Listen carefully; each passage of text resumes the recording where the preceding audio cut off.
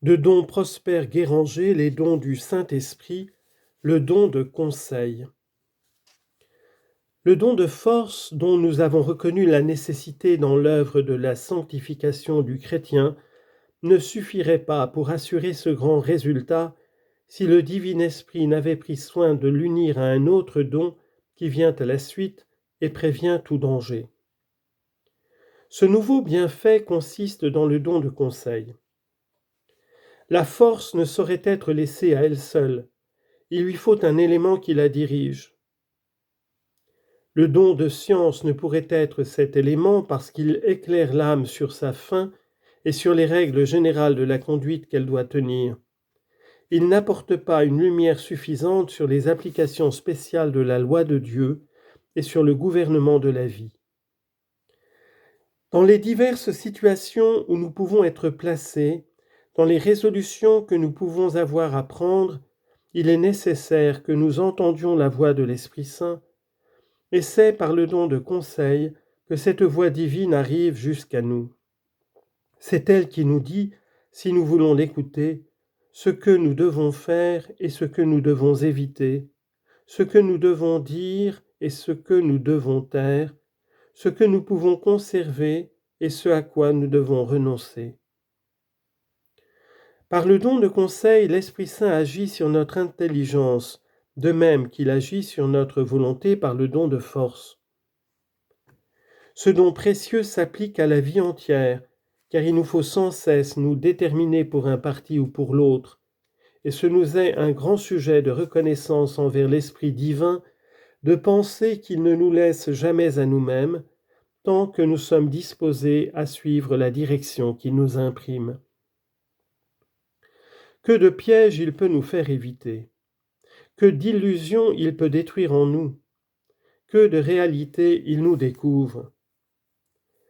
Mais pour ne pas perdre ces inspirations, il nous faut nous garder de l'entraînement naturel qui nous détermine trop souvent peut-être, de la témérité qui nous emporte au gré de la passion, de la précipitation qui nous sollicite de juger et d'agir, lors même que nous n'avons vu encore qu'un côté des choses, de l'insouciance enfin qui fait que nous nous décidons au hasard dans la crainte de nous fatiguer par la recherche de ce qui serait le meilleur. Le Saint-Esprit, par le don de conseil, arrache l'homme à tous ses inconvénients. Il réforme la nature si souvent excessive quand elle n'est pas apathique. Il tient l'âme attentive à ce qui est vrai, à ce qui est bon, à ce qui lui est vraiment avantageux. Il lui insinue cette vertu qui est le complément et comme l'assaisonnement de toutes les autres. Nous voulons dire la discrétion dont il a le secret et par laquelle les vertus se conservent, s'harmonisent et ne dégénèrent pas en défaut.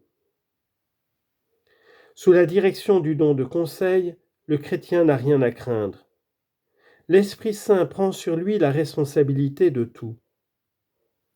Qu'importe donc que le monde blâme ou critique, qu'il s'étonne ou se scandalise. Le monde se croit sage, mais il n'a pas le don de conseil.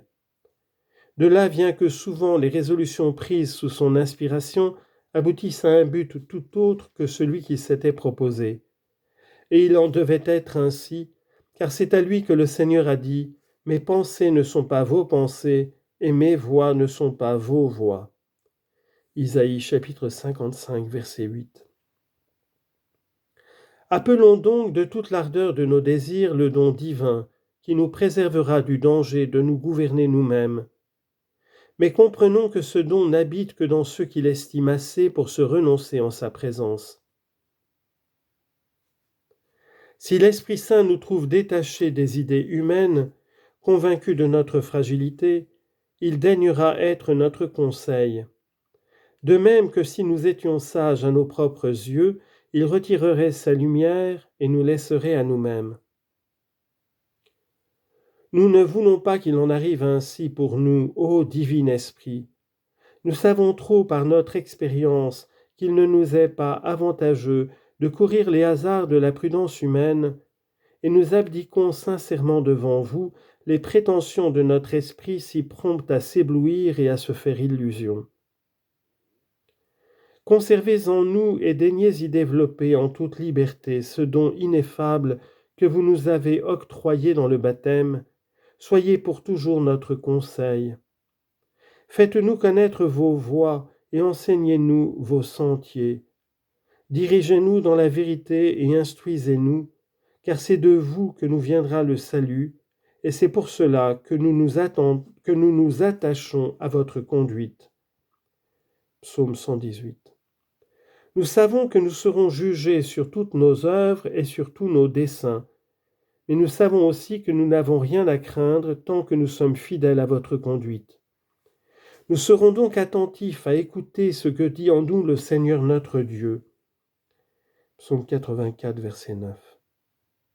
L'esprit de conseil, soit qu'il nous parle directement, soit qu'il nous renvoie à l'organe qu'il a voulu choisir pour nous.